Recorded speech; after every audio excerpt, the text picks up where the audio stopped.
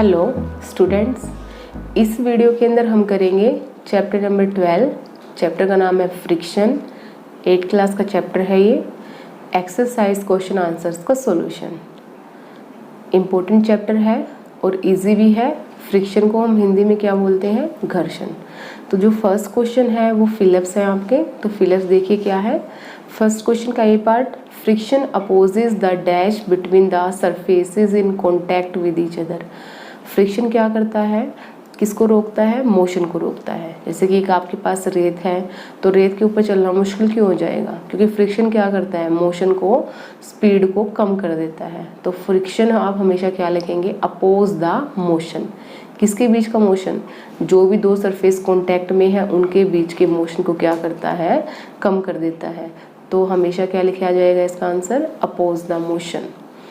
Second है आपका, friction depend on dash of the surface. Friction depend करेगा roughness of the surface. कितना surface rough है उतना ही फ्रिक्शन क्या होगा? ज़्यादा होगा। उतना ही हमारा मोशन क्या हो जाएगा? कम हो जाएगा। C part, friction produces dash.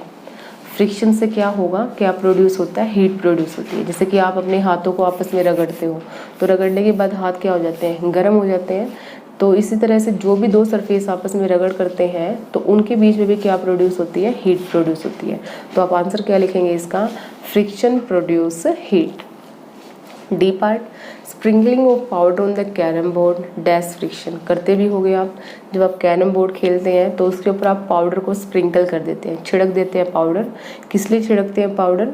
ताकि आपका जो फ्रिक्शन है, जो आपका कैरम बोर्ड है उसका फ्रिक्शन क्या हो जाए? कम हो जाए और आराम से आप क्या कर पाएँ? खेल पाएँ।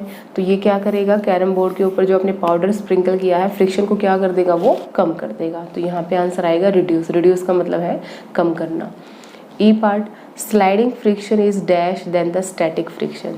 तीन तरह के फ्रिक्शंस होते हैं, स्टैटिक, स्लाइडिंग, रोलिंग। तो सबसे ज़्यादा फ्रिक्शन है आपका वहाँ किसके अंदर होता है? स्टैटिक के अंदर।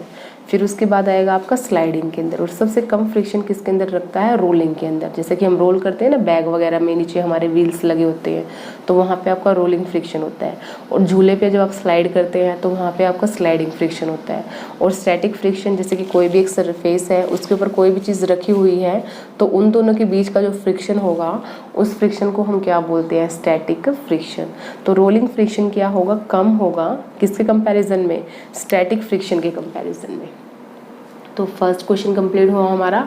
अब है सेकंड क्वेश्चन। तो सेकंड क्वेश्चन वही है, इसमें आपको अरेंजमेंट करनी है स्टैटिक, रोलिंग और स्लाइडिंग फ्रिक्शंस की अकॉर्डिंग टू द अरेंजमेंट। किस तरह की अरेंजमेंट होती है? तो सबसे पहले आप लिखेंगे आंसर, स्टैटिक फ्रिक्शन क्या होगा? सबसे ज़्यादा होगा। उससे कम होगा स्लाइडिंग। और सबसे कम फ्रिक्शन किसके अंदर लगता है? रोलिंग फ्रिक्शन के अंदर। These are 3 types of the friction. ये 3 टाइप के फ्रिक्शन है। सबसे ज़्यादा effect static, then sliding, and last one is rolling. Next question. Alida runs her toy car on dry marble floor, wet marble floor, newspaper, towel spread on the floor. The force of friction acting on the car on different surfaces is increasing order will be. देखिए एक अलीदा है कोई, उसने क्या करना है? अपने toy car को चलाना है। तो वो अलग अलग सरफेस के ऊपर अपने टॉय कार को चला रहा है। जैसे कि मार्बल फ्लोर है तो मार्बल फ्लोर को क्या किया गया है? पहले ड्राई कर दिया गया है। उसके ऊपर उसने कार को चला के देखा। फिर मार्बल फ्लोर क्या किया है? वेट कर दिया गया है, गीला कर दिया गया है। उसके ऊपर कार को चलाया गया है। फिर न्यूज़पेपर रखा गया है, उसके ऊपर टॉय कार रखी गई है, उस पर चला के देखा गया है कार को। लास्ट इन्होंने बोला टावल रख दिया गया है किसके ऊपर? फ्लोर के ऊपर। और फिर उसके ऊपर क्या किया गया? टॉय कार को चला के देखा गया है। तो सरफेस जो है हमारे पास है वो अलग अलग सरफेस आ गए हैं। एक वेट फ्लोर आ गया है, एक ड्राई फ्लोर आ गया है, एक न्यूज़पेपर है, एक टावल है। तो आपको बताना है कि जो फोर्स ऑफ अरेंजमेंट होगी यहाँ पे फ्रिक्शन की वो आपको अरेंज करनी है। तो सबसे जो कम फ्रिक्शन है वो कहाँ पे लगेगा? वेट मार्बल फ्लोर पे। देखो एक तो फ्लोर है आपका सूखा हुआ और एक फ्लोर है आपका गीला। तो किस पे जल्दी से गिरेंगे हम? गीले पे या सूखे हुए पे? गीले पे। क्यों? क्योंकि वहाँ पे फ्रिक्शन क्या हो जाएगा? कम हो जाएगा। तो सेम केस हमारी टॉय कार के साथ होगा। तो किस पे आराम से चलेगी वो टॉय कार? जहाँ पे फर्श क्या कर दिया गया है? गीला कर दिया गया है। उसके बाद उससे कम फ्रिक्शन किसके अंदर होगा? सॉरी उससे थोड़ा ज़्यादा फ्रिक्शन किसके अंदर होगा, वेट के बाद आएगा ड्राई मार्बल फ्लोर, फिर उससे ज़्यादा न्यूज़पेपर, और सबसे ज़्यादा फ्रिक्शन मतलब कार को चलाने में दिक्कत कहाँ पे आएगी, टावल के ऊपर, क्योंकि जो टावल है उसका जो सरफेस है वो कैसा होता है, रफ होता है। तो सबसे ज़्यादा रफनेस किसके अंदर होगी, टावल के अंदर, और सबसे ज़्यादा स्मूथनेस किसके अंदर होगी, वेट मार्बल फ्लोर के अंदर। जो हमें ऑप्शन दिए गए हैं उसी में से हमने बताया है कि कहाँ पे सरफेस स्मूथ होगा और कहाँ पे सरफेस रफ होगा। Next question number 4, suppose your writing desk is tilted a little. जो आपका राइटिंग डेस्क है वो क्या है, थोड़ा सा झुका हुआ है, टिल्ट है वो। अब book kept on it start sliding down. आपने जो बुक रखी हुई है, आपको नज़र आ रही है सामने बुक रखी हुई टेबल के ऊपर, तो वो जो बुक है वो अपने आप से नीचे की तरफ मूव करना शुरू कर देगी। देखो अगर आपका जो डेस्क है अगर वो बिल्कुल प्रॉपरली रखा गया है तो बुक अपने आप से नीचे नहीं गिरेगी, लेकिन अगर उसको थोड़ा सा तिरछा कर दिया जाए, टेढ़ा कर दिया जाए, तो उस टाइम पे क्या होगा, बुक मूव करना शुरू कर देगी। तो वहाँ पे कौन सा फ्रिक्शन आ जाएगा, sliding friction. Show the direction of friction acting on it. आपको बताना है किस डायरेक्शन में फ्रिक्शन लग रहा है और किस डायरेक्शन में आपकी जो रोलिंग कर रही है बुक वो बताना है। तो आप हमेशा याद रखना कि जो फ्रिक्शन लगता है वो किस डायरेक्शन में लगता है, जिस डायरेक्शन में मोशन हो रहा है उसके अपोजिट डायरेक्शन में। तो यहाँ पे आप देखिए किस डायरेक्शन में मोशन है, यहाँ पे आपकी बुक क्या करना शुरू करेगी, रोलिंग करना शुरू करेगी, मतलब नीचे की तरफ आएगी बुक। और फ्रिक्शन कहाँ पे लगेगा, उसके अपोजिट साइड, इस साइड लगेगा आपका force of friction.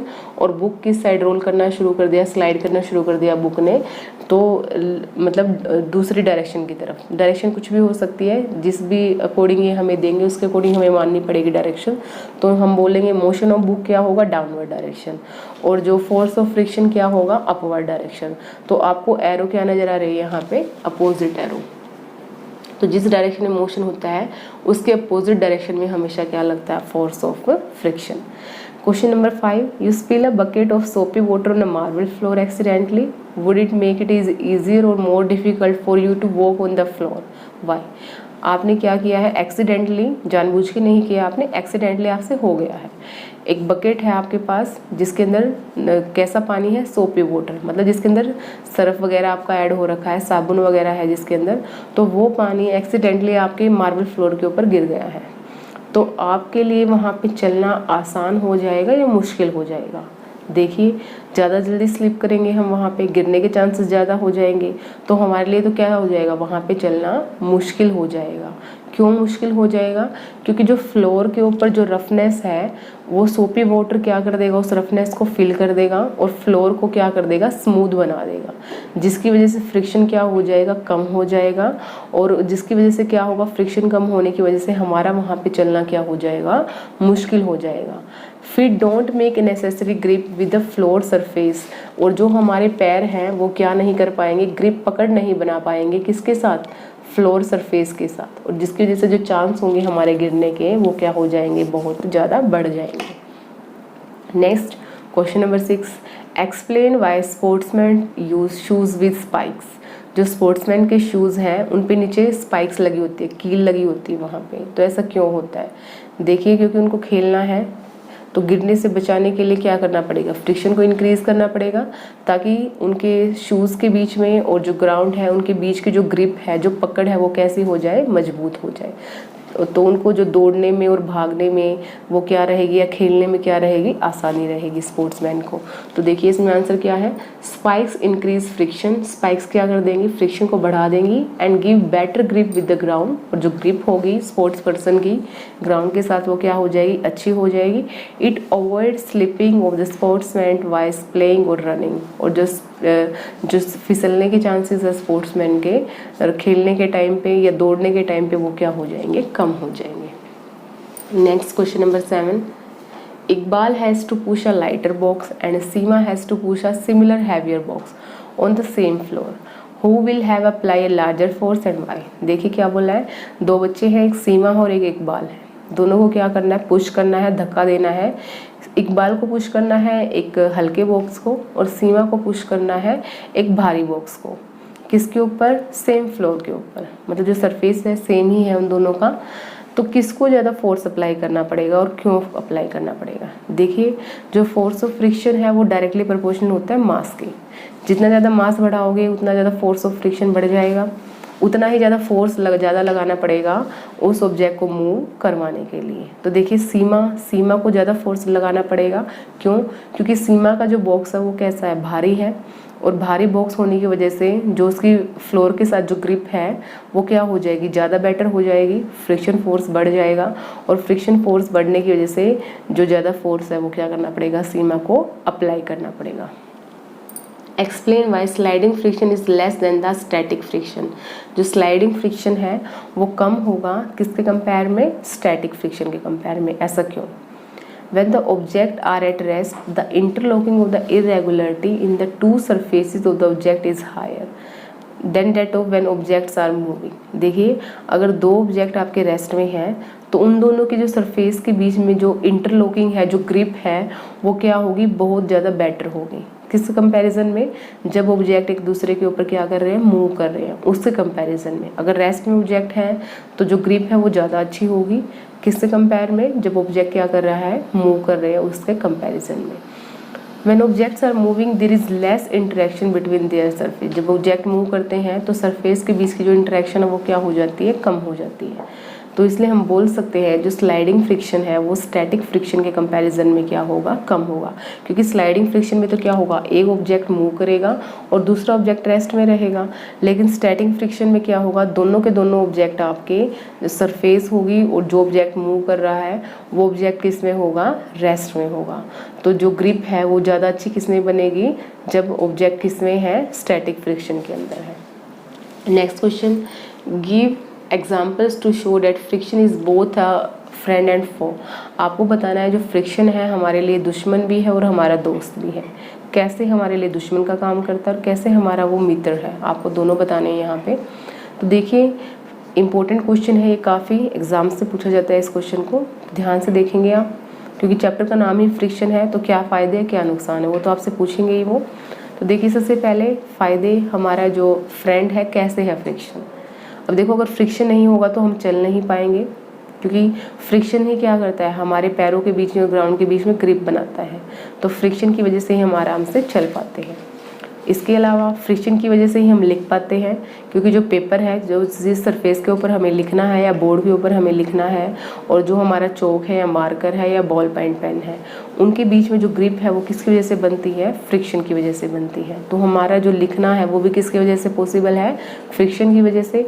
Nails and screw stick to the wall surface because of the friction. जो कील वगैरह गाड़ते हैं आप, तो वो किसकी वजह से गाड़ पाते हो आप दीवारों के अंदर, फ्रिक्शन की वजह से।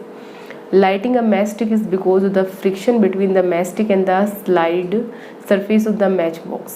देखिए जो आप मैच बॉक्स, जो आप माचिस की तिल्ली को जलाते हैं, वो भी किस वजह से पॉसिबल है, फ्रिक्शन की वजह से पॉसिबल है।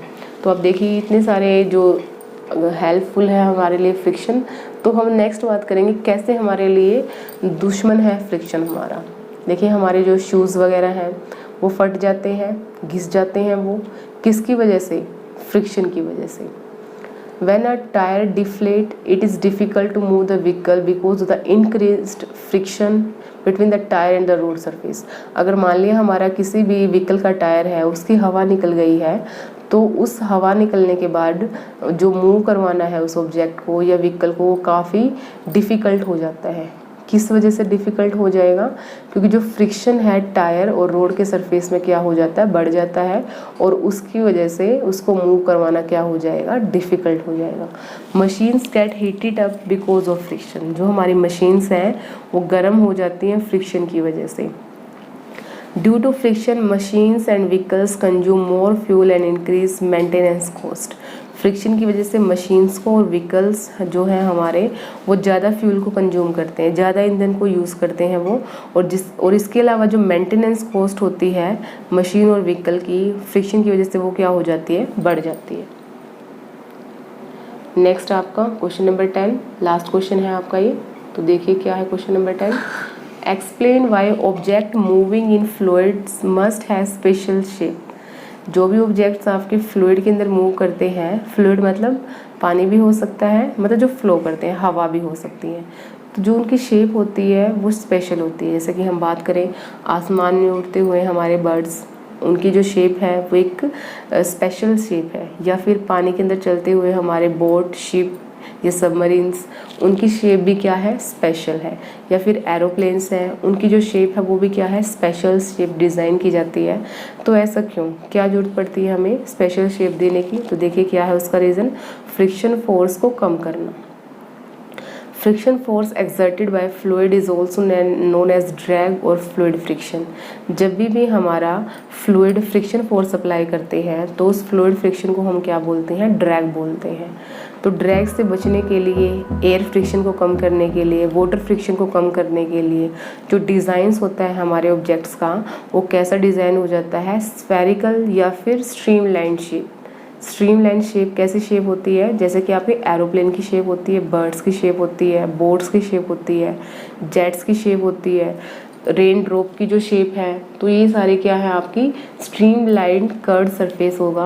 अगर ऐसी सरफेस होगी तो जो हवा की वजह से जो फ्रिक्शन लग रहा है, जो पानी की वजह से जो फ्रिक्शन लग रहा है, उसका इफेक्ट क्या हो जाएगा, कम हो जाएगा। इसलिए इन ऑब्जेक्ट की जो शेप होती है वो क्या होती है, एक स्पेशल शेप दी जाती है जो फ्लूइड के अंदर मूव करते हैं।